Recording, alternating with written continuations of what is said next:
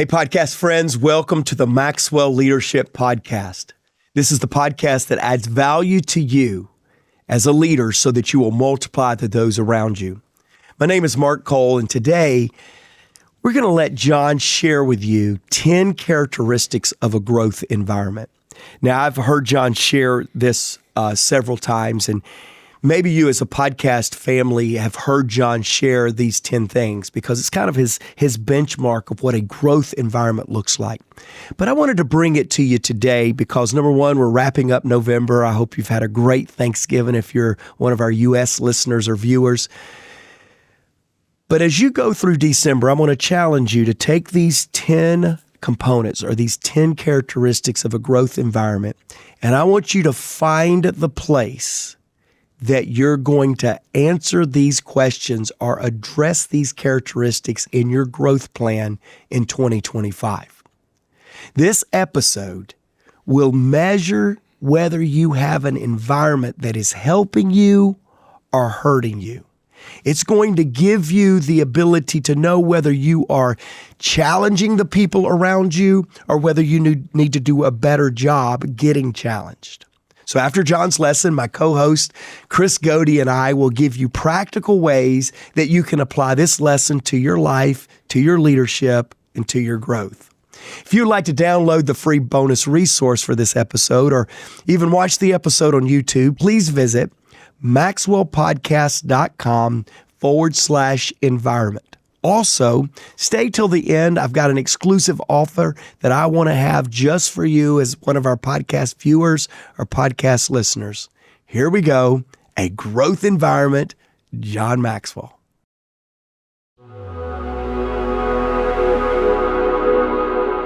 What does it take to have a growth environment? What does it mean that I'm living in and working in an environment that is conducive for my personal development and growth? 50 years ago, I wrote this down and I give this to you now. A growth environment, number one, is a place where other people are ahead of you. Very simple. When you're in a good growth environment, there are people around you that are bigger, better, faster, smarter, more successful than you. It's not healthy for you to be at the head of the class. In fact, I tell people if you're at the head of the class, you're in the wrong class. You want to get out. You always want somebody to be in front of you that stretches you, that you can point to and say, wow, I someday want to be where they are, and I someday want to be able to do what they have done. So in a growth environment, you're around other people that are doing well and they're succeeding, and some of them are better than you. I encourage you to make sure that you always are around people that can stretch you. We play to the level of the people that lead us. So you want to always be around bigger, better people. The second ingredient of a growth environment is that you're continually challenged. In other words, you get up every day and you have a mountain to climb. Every day you have goals to accomplish. Every day you have things that you have to get done. And it's not easy, it's not quick, but it's important. It's essential. And so every day you wake up challenged to better yourself, better your team, better your goals.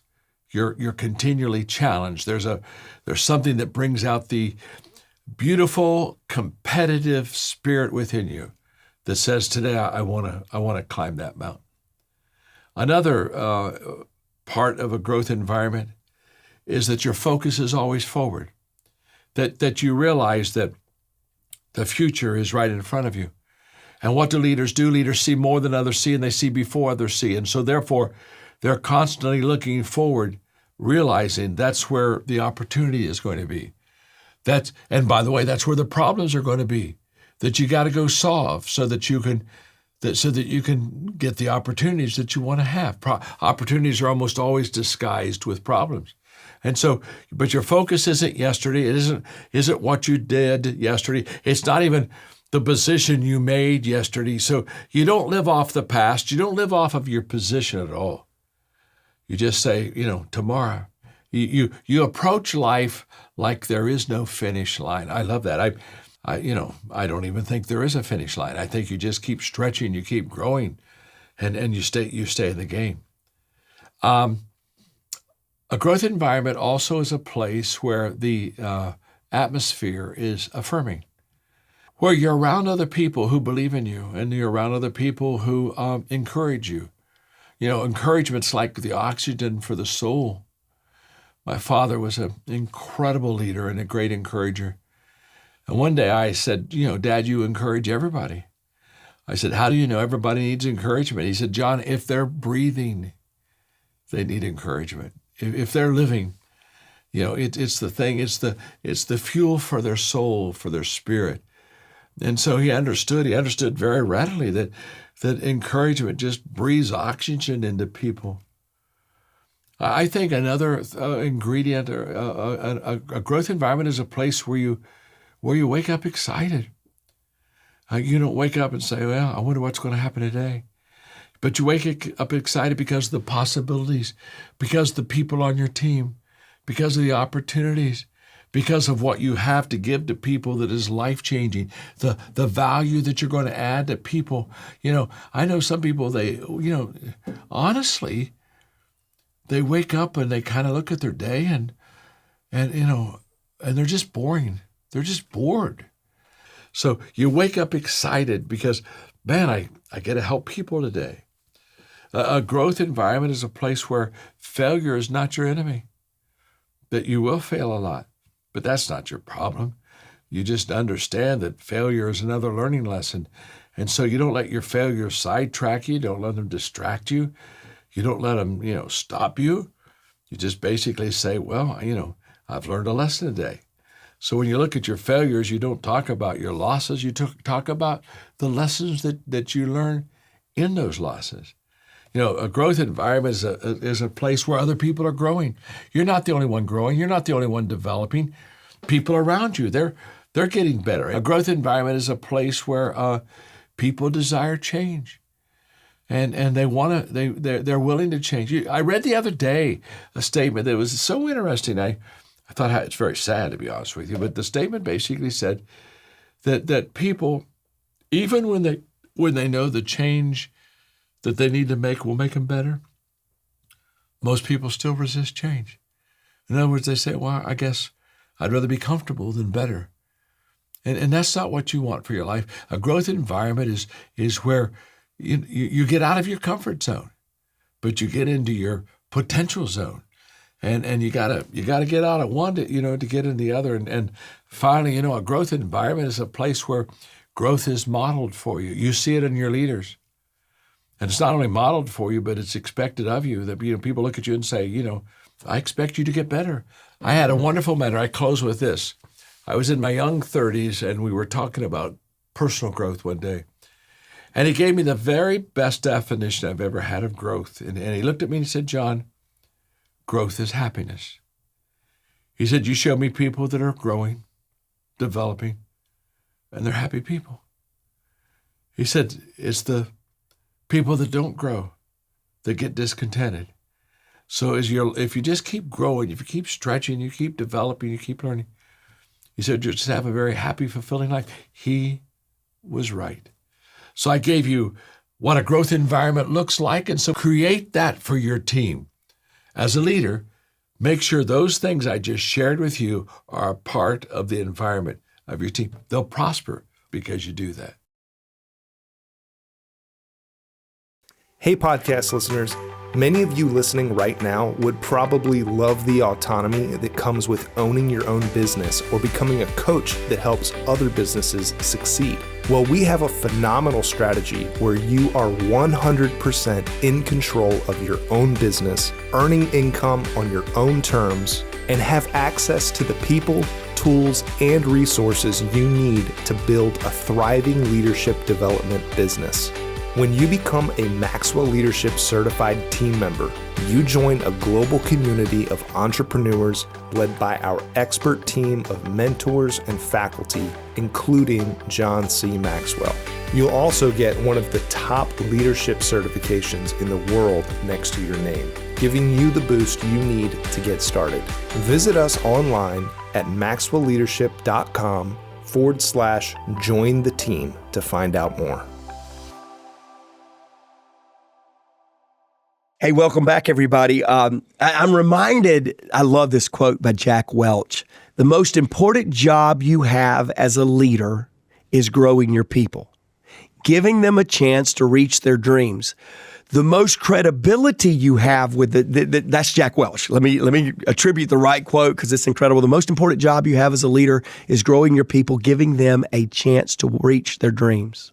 The most credibility you will get as a leader is demonstrating growth to your team, is letting them know just because I have the position, just because I have the title, just because I have arrived, quote unquote, I still challenge myself to grow. And so, Chris, I want us to take this week, and for some of us, we need to be as leaders creating growth environments. And I want us to challenge ourselves on how we do this with our role of leading in John's legacy. That's good. But for some of us listening, I'm going to try to do a great job of challenging you over the next 30 days to make sure that you have components of this in your life, in your leadership, and in your intentional growth plan. So we're going to kind of balance both of those as we talk and share today. Us as leaders, are we creating that growth environment? Me as an individual, do I have that environment around me? That's good. What I love about this is I told you right before we went live, this is your sweet spot. Yeah.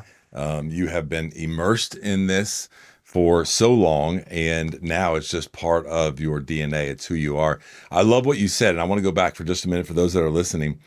I would tell you that even if you haven't arrived, as we said, or you're leading somebody, I think understanding this as an individual contributor on a team, leadership is contagious. Remember, we define leadership as influence. Yeah. Right? So you're going to have influence on a team, whether you're the leader or not.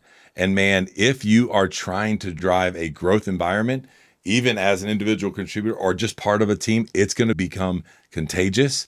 And then just sit back and watch, because not only is your growth going to go through the roof, your influence with the team is going to go through the roof. And then I think you're just going to continually see opportunities. So here's where I want to start, because I was just thinking about it. Yep. A lot of people that listen and download and watching us on YouTube are familiar with your journey. But I would say, as I talked about that statement, as I was thinking about it, it often reminds me of what you did when you started. Yep. You walk into a role, wherever it is, and you're like, well, man, I've never felt something like this before. It is here in this culture. It's part of it. We're going to talk about that in just a little bit as well.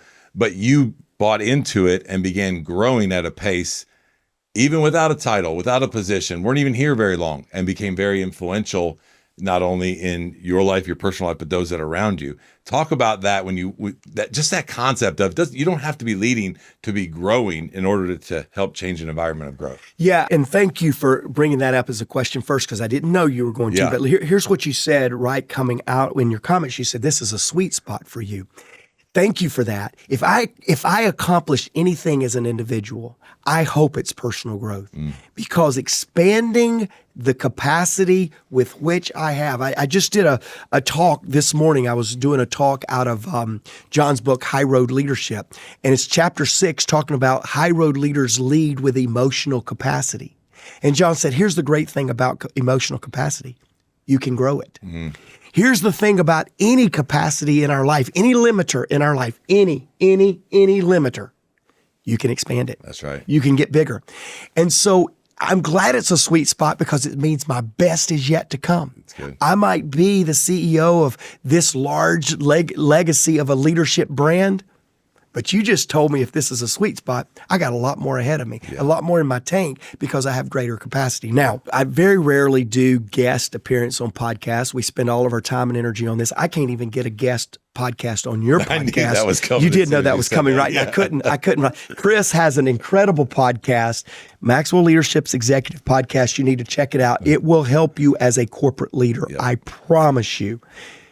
Probably in that area more than this one, but not in place of this one. Let me just say that right there. I'm just kidding. I already seen the questions that I'm going to ask after this podcast. How did you get to be the leader of Maxwell Leadership? How did you get to be the leader of a leadership company? Yeah. Personal growth. I agree. Period. I'm going to pontificate on that, because that won't get many listeners to his podcast to just say, but I can tell you this. The answer to your limiter for 2025 is intentionality around your growth. It's identifying what's holding you back. It's identifying what opportunities will propel you forward and getting a plan to intentionally go after that. So my whole journey, as you said, started with a question, what's your growth plan? And I love to grow, but I had no intentionality around it. So the way I would answer that today, Chris, before we jump in and to unpacking several of these growth environments, is the word intentionality. Yeah. I think a lot of us are growing. If you're listening to this podcast, congratulations, you're the choir. We're speaking to the choir. We're preaching to the choir. You are the choir. You're listening to a podcast to better yourself. But are you just showing up, seeing if Mark and Chris and John Maxwell is going to say something that'll inspire you? Or is this a tool that is propelling you somewhere intentionally? And I can promise you this, for those of you that are using this 35, 40 minutes as a chance to grow in an already predisposed way, in a pre-intentional design path, on a pre-focused thought on what you're trying to get out of here, you're getting a lot more out of this podcast. Not because I'm any better, not because Chris is going to contribute and ask great questions. It's because you already came in here with an intentionality of what you were going to pull out. You know, when you buy a blue car, you know what everybody on the road has? A blue car. Yeah, that's right. When you're looking for growth, growth stands out. In fact, it's a standout statement right here. Jake, thank you for this standout statement. Our standout statement for this podcast is growth is happiness. I love talking about this content because growth brings me fulfillment. It brings me happiness. It has brought me dreams I didn't even have. Because today's intentionality is tomorrow's clarity to the future's opportunity. That's good. And it will. If I can get intentional today, I'll get clear on what I want tomorrow, which then expands my thinking for the opportunity. That's so good. I think it also drives energy in you. Enough said, you guys can sense it with him just communicating to that. But we get to see that every day in your leadership. And so we are going to talk about a couple of these environments. You have been exposed to all of these and more. And so I'm going to pick a couple of them. Yep. We have not talked about this beforehand, and I just want you to kind of react of the growth mindset and that you had, the environment that came of that. So the first one I want to start with is where you are continually challenged. As you grow through those challenges, and you and I are kind of looking at each other, and there's probably 15 things that we're aware of and thinking of, and then you probably have 30 other that I don't know, where you were challenged. Like John said, man, these things are not easy. They're not quick. They're not fun at times. But when you are challenged, you are going to come out the other side. Through that, you're going to create a growth environment for yourself. And I would say also for those that are around you in your circle of influence. Talk just again a little bit about this, about being challenged and what that does for your growth environment personally. Yeah, I could think of one like right now. Today, I've been here in studio for a while doing various things, get a chance to have you come in. Thanks for flying in and then flying right back out. That's what Chris Goede did. We are not close to the Atlanta airport, and there's about 200,000 Atlanta people between us and the airport. Right. And Chris literally flew in this morning to be in the studio to do this podcast, and then he's getting right back out. Thank you. Yeah, absolutely. And I was telling you today, just right now, as I'm doing my best to focus, right back here, there is this new challenge that I'm trying to solve because that's what leaders do.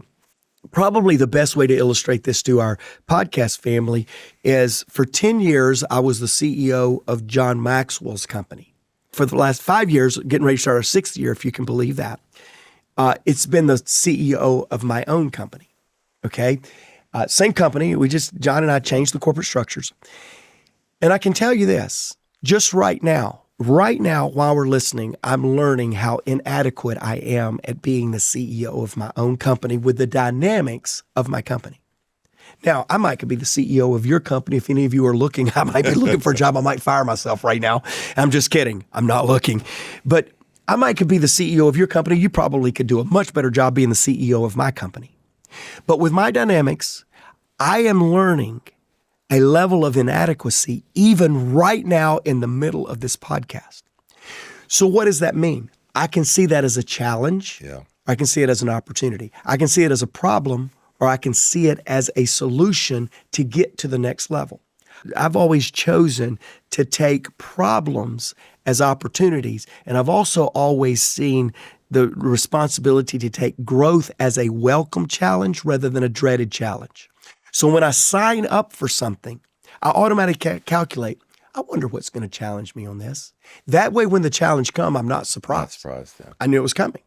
Right now, today, I didn't know where the challenge was going to come from, but I knew that was going to be a challenge because I reoriented myself about 12 months ago to a new mindset to lead effectively through today's realities. And today it showed up. Today it showed up. What I'm going to do with that is just as important as how I'm going to solve it. Because many leaders take the challenge of a growth as a reason to repel rather than a reason to lean in. If you premeditate a challenge, not necessarily the challenge, but a challenge, you have a reminder to lean in as soon as it comes rather than to repel. So I'm all in on this, baby. This thing will not get me. I don't know what I'm going to do about it yet, but it will not get me because I already anticipated the challenge. Yeah. And I see and have seen your leadership go through that time and time again.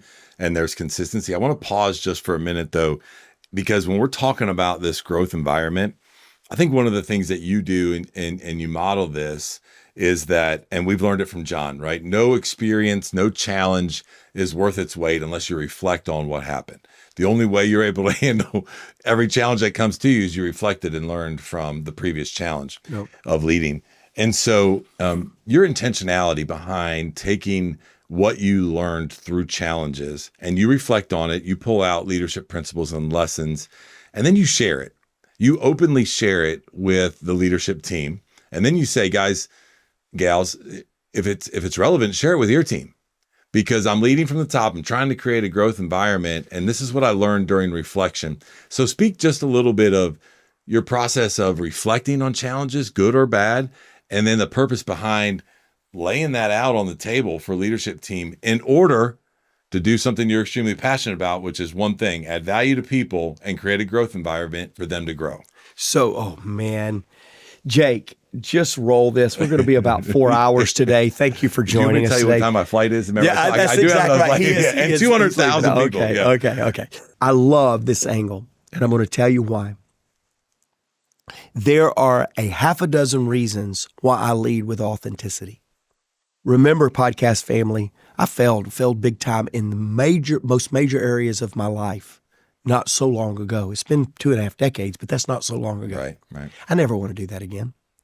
And so I have found that vulnerability in the strains and struggles of humanity and of leadership lived out is much better than trying to keep them secret and lived in. Mm-hmm.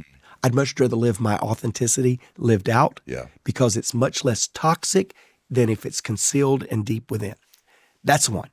There's another, and that's a whole nother lesson, by the way, that I'd love to go to. There's another one that says my authenticity inspires others to not put my leadership on a pedestal. So just because I have the title, the position, the paycheck, the car, the whatever you want to look at and equate as successful leadership, never allow a success gap between you and the perception of the people you're trying to lead. It's a farce. It's not true. There are just as many challenges that I have today several years ago when I had all the challenges that were my challenges at that time, right? Yeah. The challenges are just different. They have more zeros on them. Right. Okay? Right. So then the third reason, and I'm just quickly running through a couple, I could come up with a whole lot more. The third reason is my journey lived out inspires more people than my accomplishments celebrated at the end. It's much more inspiring 100%. To hear somebody walking the journey than somebody that has walked the journey. Okay.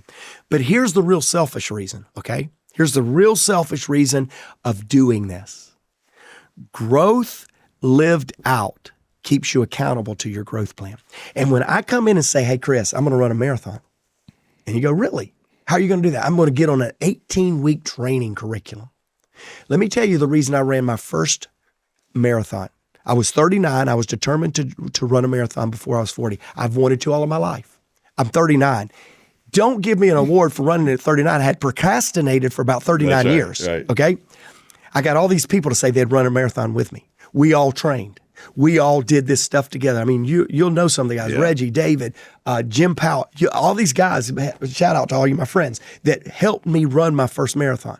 I trained. I did all the stuff. But let me tell you something. The night before my first marathon, I'm 39. In 4 months, I'm turning 40. I developed this nasty cough and started coughing up blood. Now, I found out 34 hours after my first marathon that I had ran my first marathon with walking pneumonia. Wow. But you know why I ran that first marathon? I had 6 families that had driven to Kiowa Island. We had done this VRBO. We were all out there. I couldn't disappoint the people. No. Now, let me tell you why I live my growth out. Because when I live it out and I tell people what I am doing, now I have accountability to the fact that I declared it. I'm going to give you one quick story. It's much deeper than how quick I'm going to go. We're still in the month of November, and everybody remember what happened on November the 5th? Election. Yep.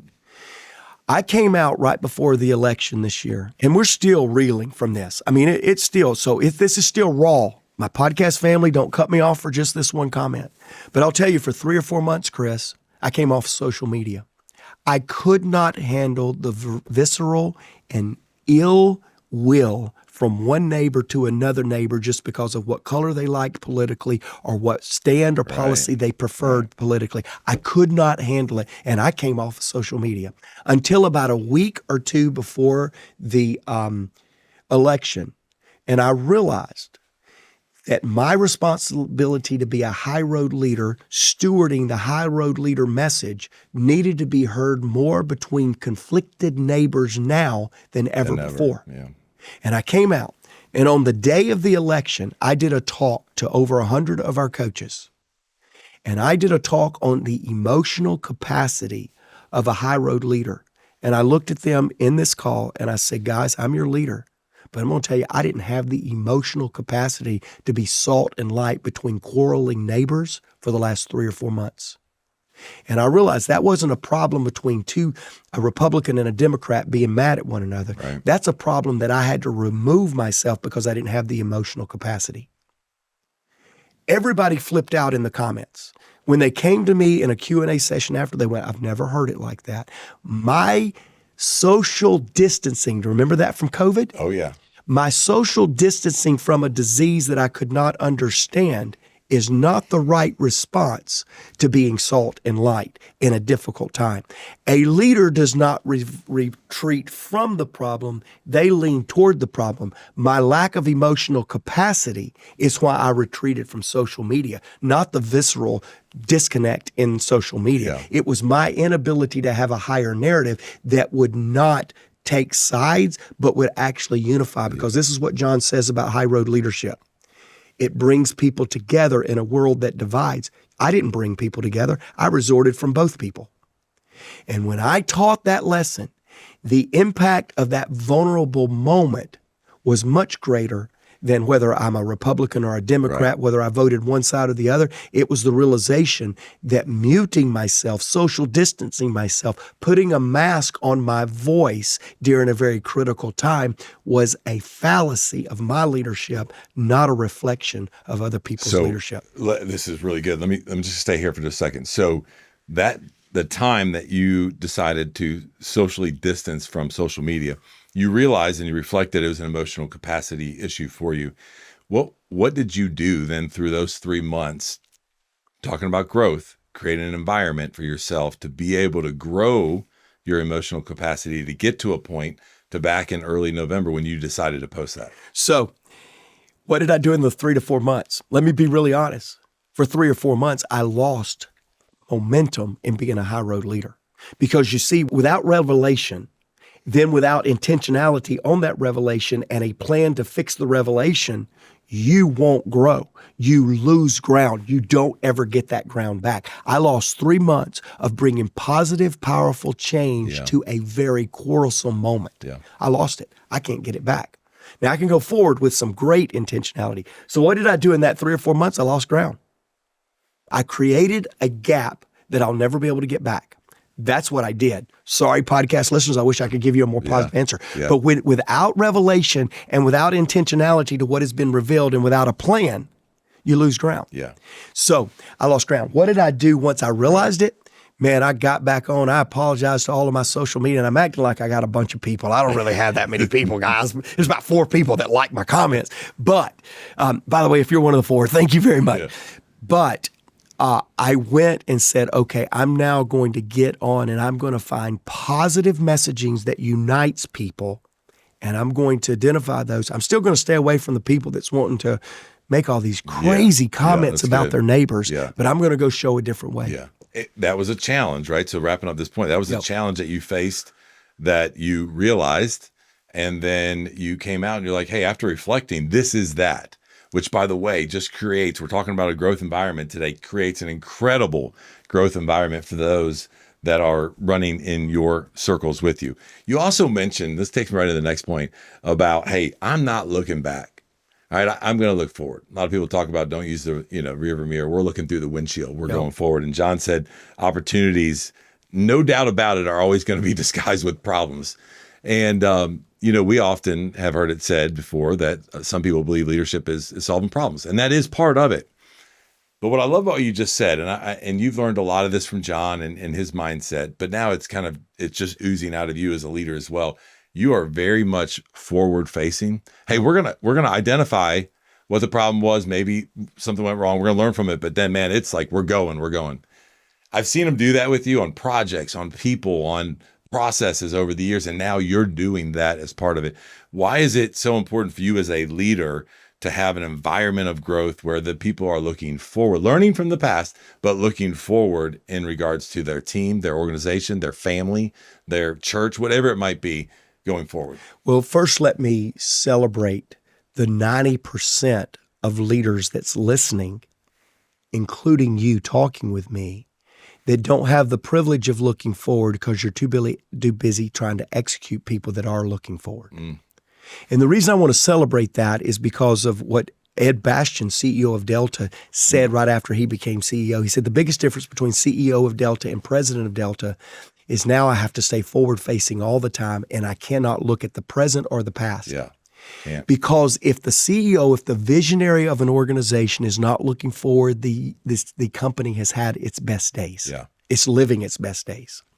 So before I answer that question, I want to honor all the people that really make yesterday's commitments and today's plans a reality while somebody keeps challenging us for the days ahead.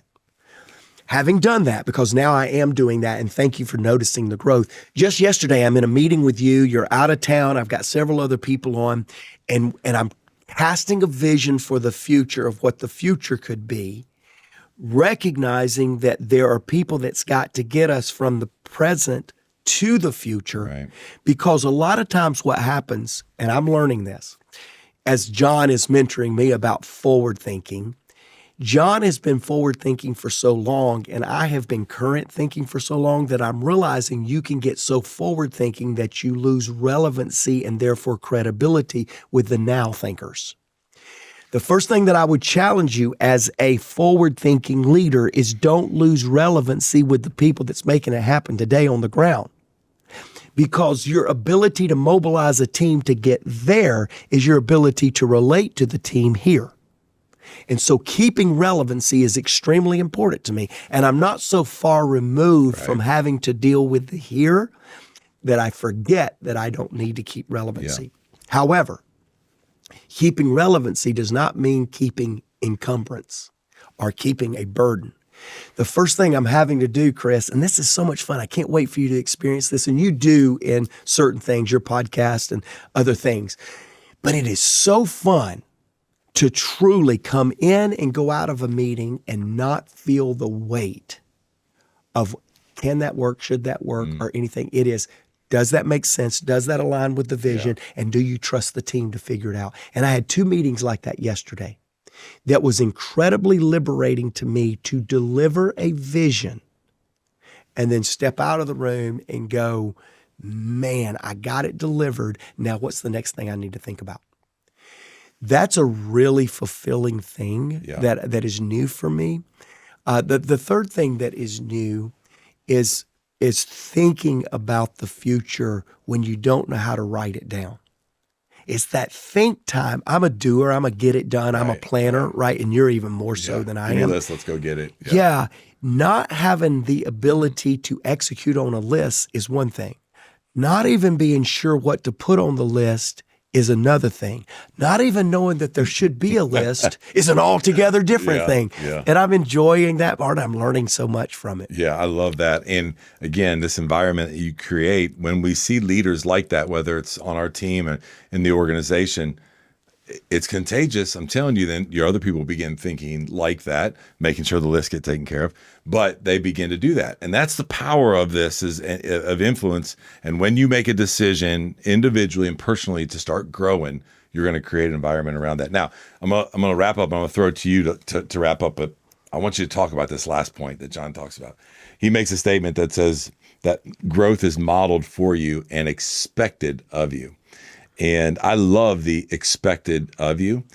We often say that it feels like we're in a bubble at times in Maxwell leadership because it is modeled for us and it is expected that you're going to grow. We have a phrase around here that you say, be a product of the product, right? Yep. We are going to do that.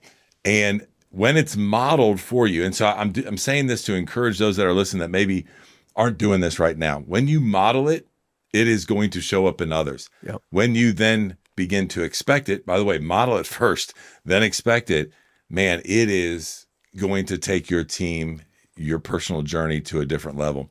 You continually do this. And so why is it important for you to make sure it's probably all encompassing everything we talked about today and many other things around personal growth, that you model that for your team and your family and your people on a daily basis? You know, they say when you're talking about your vision or your dream or your calling, you're never selling. You're convincing, right? But you're never selling. Right. And I will tell you, you're in my jam today to where I'm never selling. Podcast family, viewers, listeners, I've already told you I've got a special offer for you.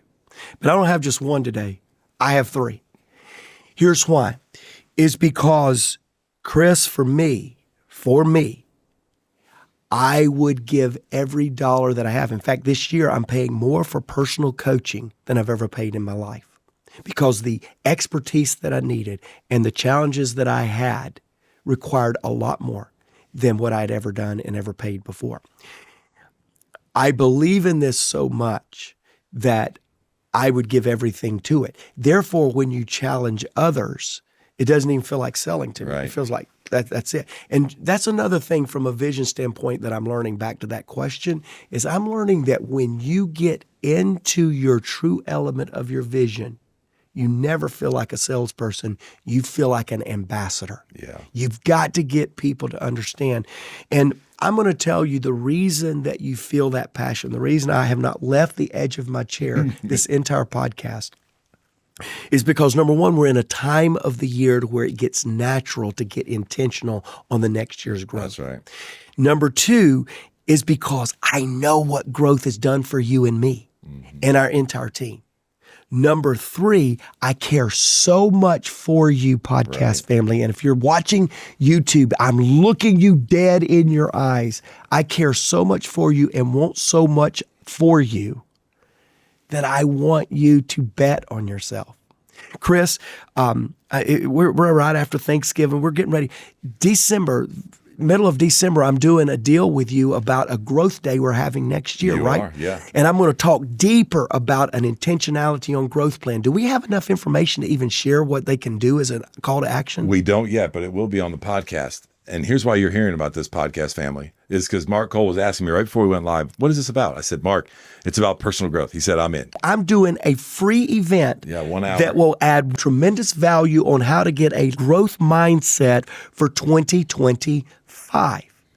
In that, I'm going to talk to you about an event that we're doing in Orlando that is unique and special just to the concept of personal growth. Please go ahead, get it on your agenda. See us in Orlando, ready to grow. I'm passionate about it. We'll put more information in the show notes. You'll see links to join it. I want you to be a part of that with me. The final thing that I want to share with you is I've got 2 more things. Finally, I want to share with you that we have a 15 Laws of Growth. It's a book that John did several years ago. We created a digital product, and for our podcast listeners and viewers, we're going to let you have that digital product that's normally $499. We're going to let you have it for $99 for your 2025, our Christmas gift to you. And so Bet on Yourself is $8.25 a month. Too much to bet on yourself in 2025. That's what this digital product is. Go to the link in our show notes, use the code word podcast, and you'll be able to get that for $99. And then finally, we are building a growth environment to where you can get more free information on developing yourself as a growth, passionate, intentional leader, somebody that really wants to grow your influence. And so you can go to maxwellleadership.com, go ahead and register, get on our email list, subscribe to this podcast, and in 2025, make those kind of things a part of your growth. That's what we want you to do. Chris, we have a listener comment I'm going to close with. It's Albert. He listened to How to Be a Real Success Part 1. You and I did that. Yeah. We're going to put that link in the show notes. Albert, you get the fan award here today. He says, Mark and Chris, y'all are amazing. Okay, just stop right there. Yeah, that's it. That's all he said. He said, the stories you both shared made this lesson from John so practical. Thank you very much. Albert, we do take feedback like that and really take it to heart. Thank you. Hey, let's go make powerful, positive change because everyone deserves to be led well. Are you ready to elevate your leadership to new heights? Join the movement towards High Road Leadership with John C. Maxwell's latest book. In High Road Leadership, John explores the power of valuing all people, doing the right things for the right reasons, and placing others above personal agendas. Learn how to inspire positive change and bring people together in a world that divides. Order now and receive exclusive bonuses, including a keynote on High Road Leadership by John Maxwell himself, and a sneak peek into 3 impactful chapters. Take the first step towards becoming a High Road leader. Visit highroadleadershipbook.com to order your copy today.